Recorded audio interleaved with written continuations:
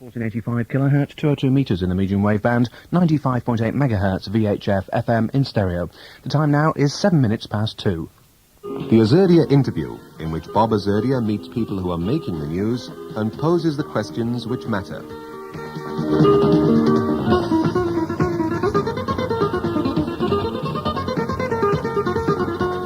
Hello again, Bob Azurdia here, and this time our guest is one of Merseyside's best-known adopted sons, Fritz Spiegl.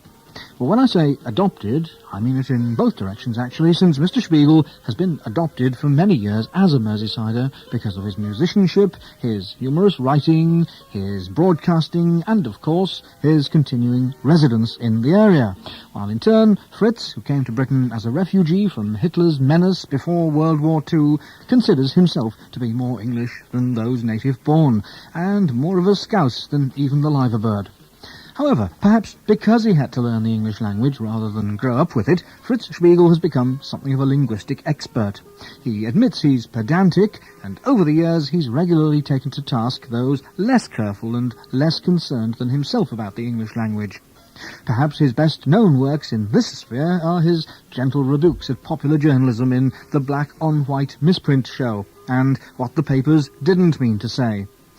Well, now he's produced an even more witty work, misprints and mistakes, the whole bit, together with a good deal more considered written matter of his own. It's a book called Keep Taking the Tabloids. And apart from being a lot of fun, there's been a lot of work needed to get it together. Fritz, how long, in fact, has it taken to produce this book? I started working on the book without knowing I was working on the book about at least 20 years ago, as you'll see by the age of some of the cuttings. I mean, one of them even goes back to the war, when Field Marshal Montgomery was chasing Rommel, and when, in the final push of the war in southern Europe, practically, Montgomery managed to bottle up the German forces. The Daily Mail had that marvellous, famous headline, Eighth Army push bottles up Germans.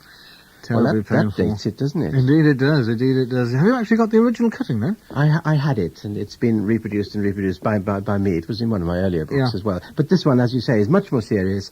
It's got a much more serious intent, but at the same time, I have actually, so far, seen two people laughing uncontrollably on the Liverpool to London trains reading the book. It made me very pleased. I'd much rather... Jolly good. Well, this is what happens if you give the books to your relations, isn't it? No, these were strangers. I felt like going up to them, but... Strangers on a train, but... All right, now, before we go any further, too, let's take a look at the cover of the book, Keep Taking the Tabloids, and it's an entertaining cover because you have it designed in the shape and in the designed format. Designed by me, I may say. Oh, I'm terribly sorry. Yes. So you're taking the mick, to use a cliche, which I'm sure we'll talk about presently, out of yourself and also out of tabloid newspapers, because the book looks like the front of a tabloid newspaper. It does, yes. And it even has a photograph of me. But, as you'd expect in a tabloid newspaper, it's not a photograph of my face, but just the eyes and a bit of the nose. It also misspells your name and... Three times, and hopefully gives you an incorrect age. That's right. 58, 84, 48... Well, they're all wrong. But then when you read anything about yourself in newspapers, it's always wrong, isn't it? I mean, that's one of the oldest truisms about the press. What have you got against the press, then? I've got nothing against the press. I love the press. I mean, otherwise I wouldn't have written a book, because I'm a compulsive newspaper reader and have been since I was 4. But if you think back,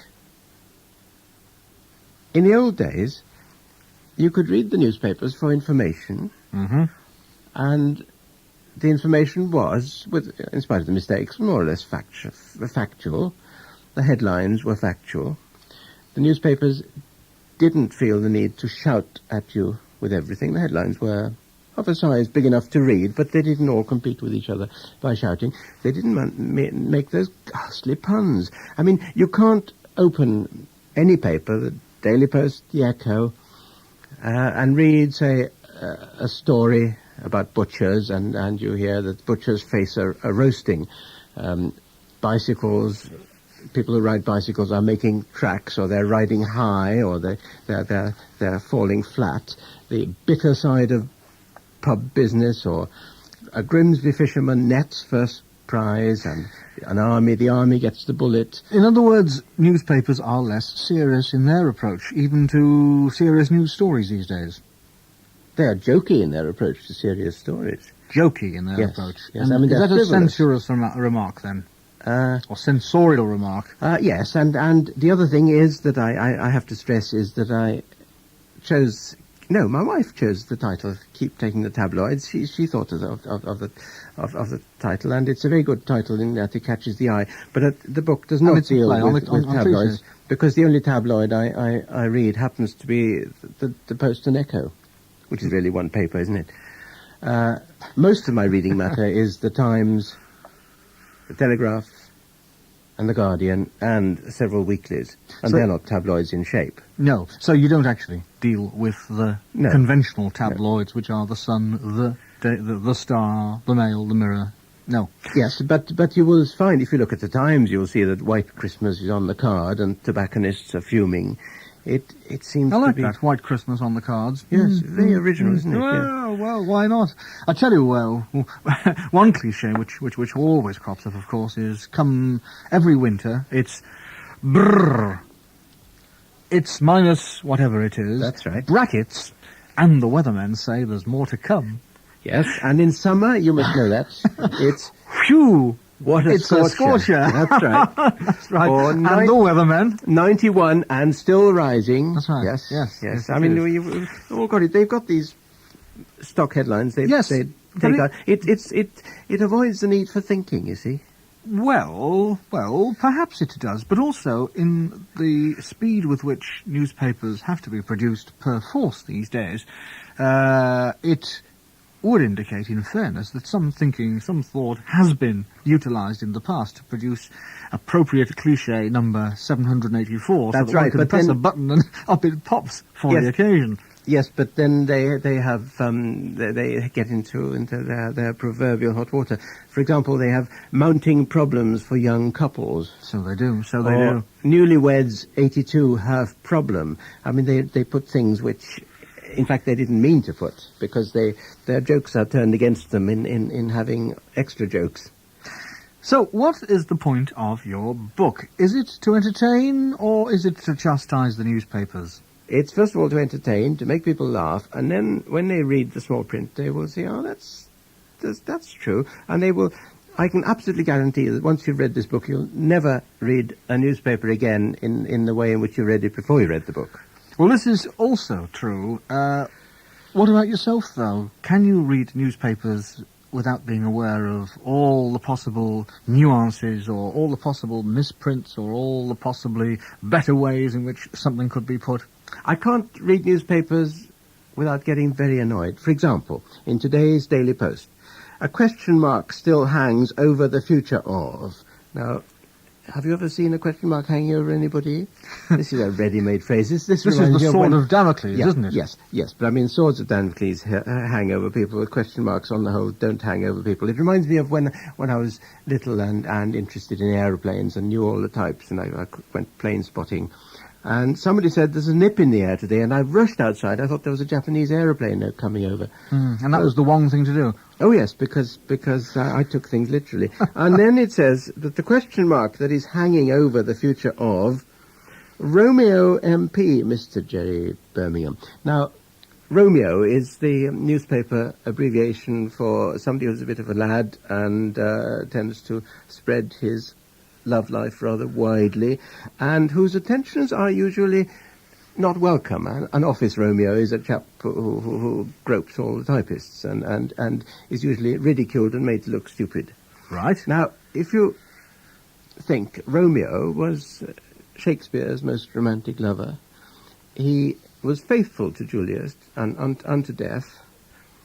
His attentions, above all, were welcomed with open arms, if not more. Yes. So yes, why and he Romeo? was singular, too, in his attention, wasn't he? So yes, quite. I mean, he was Interesting, single-minded. He wasn't sleeping around. No. So no. you can always rely on the press for getting it wrong. Well, isn't that a bit harsh? You can always rely on the press for getting it wrong. Come on, Fritz. I think you can always rely on the press for getting it wrong. I mean, how many times have you seen articles about yourself which were accurate and factual. Oh, people don't write about me. What about mistakes you may well have made in this book, though? Surely you must have made mistakes, even in the book, even unintentionally, or even deliberately, whichever way one looks at it. There were no real deliberate mistakes, but I have left half a dozen blank pages free at the end for people to put their corrections in. And I have already found... No, I didn't find one. Somebody in the BBC found one ghastly misattribution, which I should get changed as quickly as possible. Oh, really? Yes. I confused two Gilbert and Sullivan operas. Really? Which I think is fairly unforgivable. But I mean, for a professional musician, maybe. Yeah, I know. I did it because I double-checked, and I looked it up in the Oxford Dictionary of Quotations, and I missed an ibid. Oh. It's easily done if you look down a column. If I had gone by instinct and not checked it, I would have got it right. But I thought, I have to be professional, I get it right, and I simply misread the page, which is a terrible thing to do.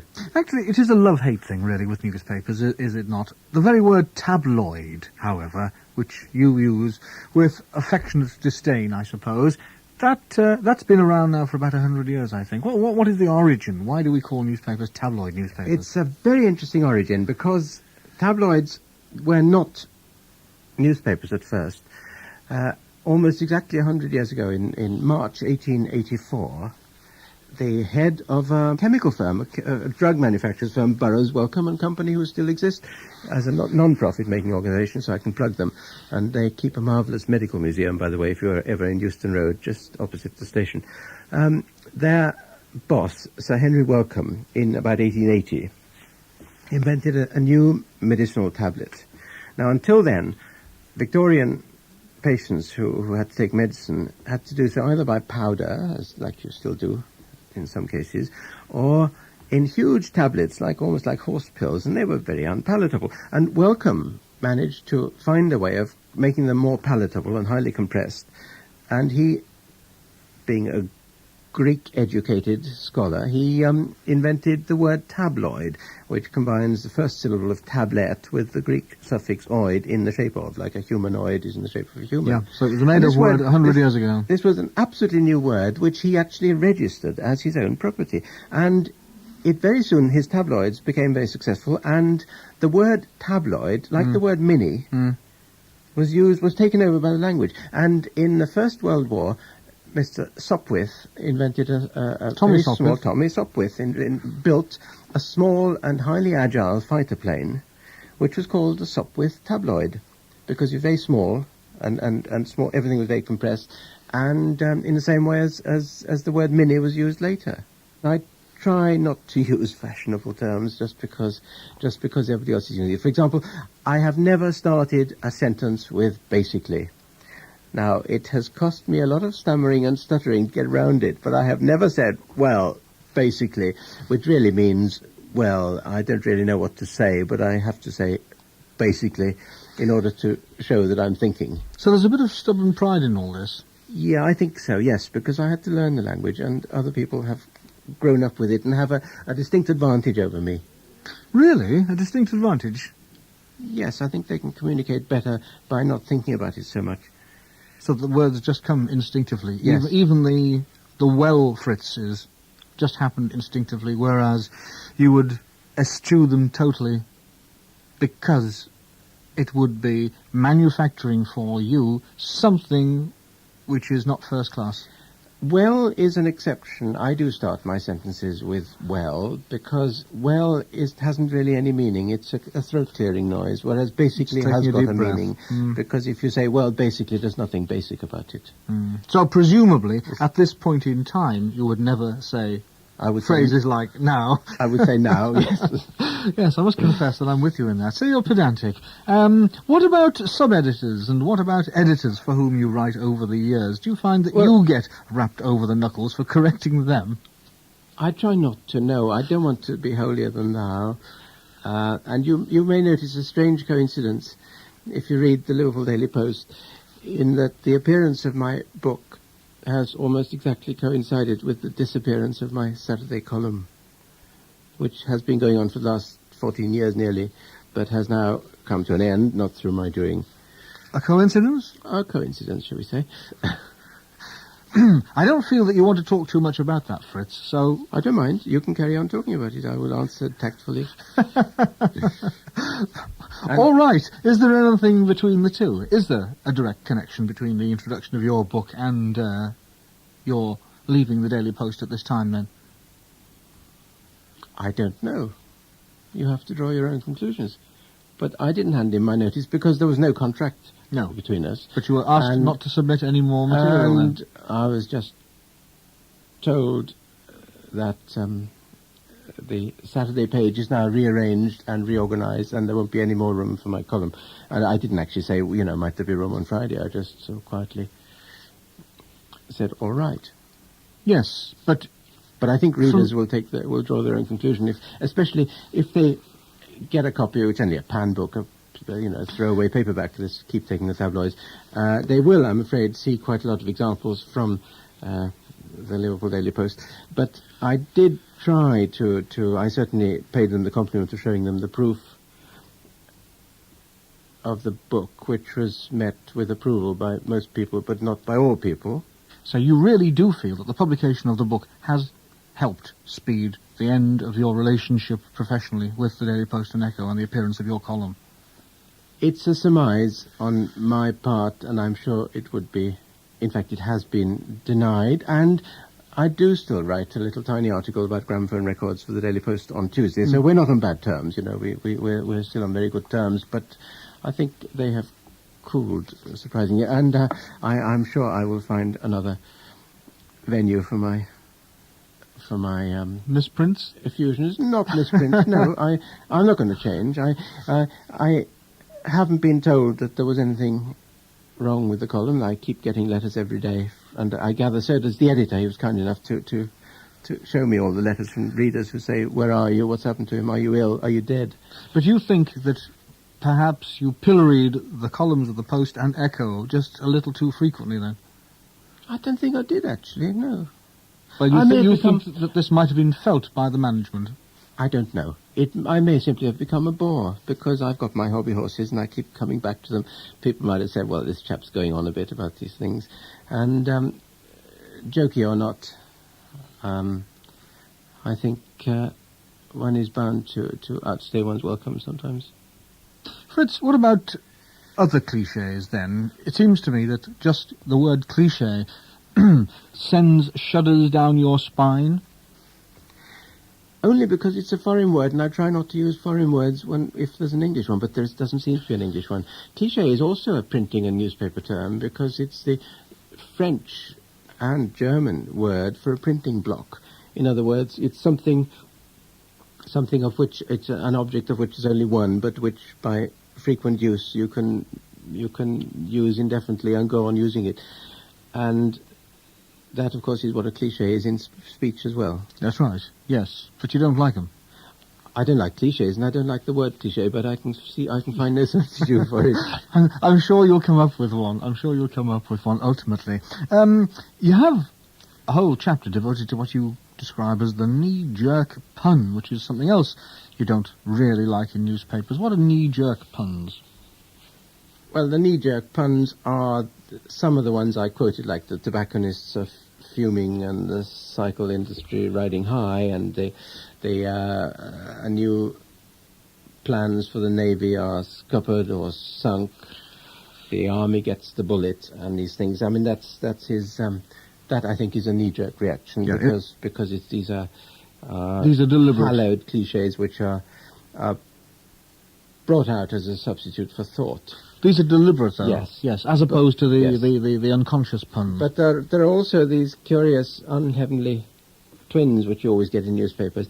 I mean, somebody is tired and emotional, or fit and well, or bronze and fit, tight-lipped and ashen-faced. There's no battle ever that isn't a pitched battle in the papers. That's true. People are always rushed to hospital, aren't they? That's right, they're rushed to hospital. In football, they always kick off with a rush, don't they? Well, Liverpool usually do. Yes. Every homosexual is a practicing homosexual. Heterosexuals don't have to practice, you see. They know their way around. And on that subject, every blonde is a shapely blonde. A shapely blonde means she's got big breasts. Could be, yes. Oh, absolutely. Shapely means big breasts. Does it? In women. Oh, Does yes. it? And So these are euphemisms then? They are euphemisms, but they're also twin cliches, aren't they? Confirmed bachelor. You always read about a confirmed bachelor. So nothing to do with religion? No, it means he's a homosexual. Confirmed bachelor, age 46. I think this is monstrous because people are making allegations without actually making them. That's by usage, I suppose, and it is a sad reflection, isn't it, that we regard these euphemisms in this particular way, because I suppose it's more difficult to say John Smith, Billy Brown, is a 46-year-old homosexual. I don't think you need to say anything, really. Because can't newspapers be in the business of conveying word pictures? And that is why people are rushed to hospital. That is why there are mercy dashes. Yes. These little phrases which immediately convey a picture of activity, of speed, gives you the situation, and in the tabloid situation, where column inches are very much at a premium, and so too are minutes because of the earlier times of printing, then your shorthand, your journalistic shorthand, your cliches, they come into their own. No, that's comparing it with a flute player in a symphony orchestra who can only play 5 notes, and he keeps playing those 5 notes because he hasn't learnt the others yet. There are so many alternatives. I mean, the English language is so rich. Well, so it is, but you also need the time to work it out.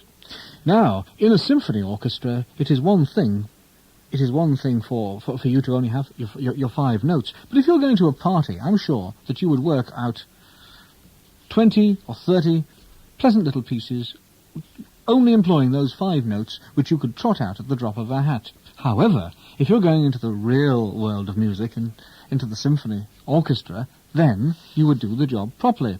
If I am a journalist working on a newspaper, and I have to beat the clock and beat the deadline and convey the facts as instantaneously as possible, then we will use cliché 27, 84 and 33. In that sequence, the job is boxed off. Yes, but if you play... If I'm writing something and I wish to compete with, the topical one is George Orwell, I suppose, or William Golding and his literary style, I will take rather more time, and I will make quite sure that there are no cliches in it. If you went to a party and played some party pieces, that would be fine. You learned half a dozen party pieces and kept trotting them out. But if you did that every night, all day, all day and every day, every night, came up with the same little 5-note musical cliches, people would get fed up. In fact, if you take the comparison between a symphony orchestra a little further, if you went to the Liverpool Philharmonic Hall and you found they've made as many wrong notes as you get misprints, so just ordinary, not funny misprints, just sheer incompetent misprints, as many wrong notes in the orchestra as you get misprints in every issue, practically every column of every newspaper, not just Liverpool newspapers. It goes for the Nationals, the Times, the Telegraph, the Telegraph. They would, and the Guardian, which of course invented the creative misprint that Groney had. But if that happened in an orchestra, the people would be out on their ears. They wouldn't last a week. And yet there is a curious immunity to that in the print industry. I can tell you why that is, but I would be riding another hobby horse. Would you now? Would you? Which particular hobby horse are you riding, to coin a phrase? Right. If there's a vacancy for the first oboe in the Liverpool Phil, people apply, and there will be auditions, and the other wind principals will be there, the conductor will be there, the leader will be there, perhaps the manager will be there if he knows anything about music, and they will say, we like this one, we like that one, we like that one, but we like this one best because he's best at his job. He's obviously very good, so we'll give him the job. And he will get the job. If then he turns out to be no good, he just gave a freak good audition, and he plays very badly, doesn't care about his job, is not committed, doesn't turn up for rehearsals, likes to go to meetings instead of going to rehearsals, and so on. You know, see what I'm getting at. They will then go to him and say, and call him into the office in the presence of the union steward and say, look, Mr. X, your playing is not very good. You'll have to improve it, or there won't be room for you. And he's given a sort of first private warning, as like boxers get in the ring, and he will go away and either improve it. The second time he's called in again and said, look, and in the presence of the union steward, and say, look, I'm afraid it won't do. You are not very good. You keep making lots of mistakes. I'm afraid you'll have to go. And he goes. There is no question of that. In the newspaper industry, you get a chap who gets paid a great deal more, incidentally, than a first over in a symphony orchestra for much shorter hours and less work. There may be a vacancy for somebody who's, say, a typesetter, and the editor gets together and gives him certain tests. He puts the news quiz from Keep Taking the Tabloids in front of him and asks him to spot the mistakes. And if he gets them all right, and he says, right, this is our man, we will engage you. But the union steward will say, no, you won't, because my brother-in-law happens to... He can't typeset or anything, but, he'll learn in a week or two. He can't really read and write very well. In fact, he's near dyslexic, but he's going to get the job. And there is nothing an editor can do about it. The candidates are nominated not on their merit. I have to be very careful how I say this, but on their pecking order. And you can't run newspapers like that. I mean, no wonder newspapers are going down the drain, because they're so totally incompetent. Going down the drain? You're doing it too. Oh, yes. I think... But I mean, by you're doing it too, I mean, you're talking in cliches. Oh, going down the drain. Oh, well, I mean, it's very hard to put that in any other way. No, that's not a cliche, that's a simile. But I'm trying to be tactful. They're putting themselves out of a job simply in the same way as the Liverpool Phil would put itself out of a job if it kept playing all the wrong notes, because people would get fed up with it and say, I'm not going to this lousy band. They charge money for playing a lot of wrong notes to me. So do you feel that the newspaper industry should pull its socks up? It certainly should try to improve its standards. But then, unfortunately, the newspaper is beginning to be an anachronism, because most people get their news from television or from radio. So newspapers have a fight. They've got a very difficult fight on, and they live by their features. People tend to buy the newspapers for the features they can read at leisure, not for the hard news, which they already knew from the telly. And to find out what is on and radio and television. What's on, that as well. And I think the many of the features of the Liverpool Daily Post are extremely good. And some of them I find I read the night before coming up on the train from London in the Standard, because there's a hell of a lot of stuff which, for reasons of economy, the papers are syndicated, that you've read them before. And there's nothing wrong with that, because not everybody travels up on the train overnight. What about some of the great headlines over the years? And I think the Manchester Guardian is credited with one of the most famous of the jokey and intelligent and witty headlines, which became something of a classic. There were several Manchester Guardian classics, because they were the headlines which were thought about and very jokey and very funny. I remember the one which one of the excellent subs on the Liverpool Daily Post told me about, that they reviewed a performance of Antony and Cleopatra under the headline, "The Biggest Asp Disaster in the World," which I thought was very funny. Oh, yes. And I myself noticed a tiny little news headline about some organist who was playing away in church, and the electric blower caught fire, and smoke was pouring out of the organ, and the fire brigade had to be called for because it caught fire. And the headline was, "Heated one day at the organ." Yes. If papers used puns like that, I would be delighted. You'd feel that the future was secure, would you? But when I see yet again that bacon prices are sliced, and it's a black day for the coalman, and snow joke in every winter, and town where cars take a back seat, and cuts eat into British Apple campaign, and meter maid is just the ticket, and butter battles spreads, this is very tedious. Fritz Spiegl, and I'm quite certain that following that we'll continue to take the Spiegels, even if it's perhaps not in the tabloid form of the Liverpool Daily Post. But that's all for this time, so till next, Bob Azadia saying cheerio, and I'll see you soon. Bye-bye now.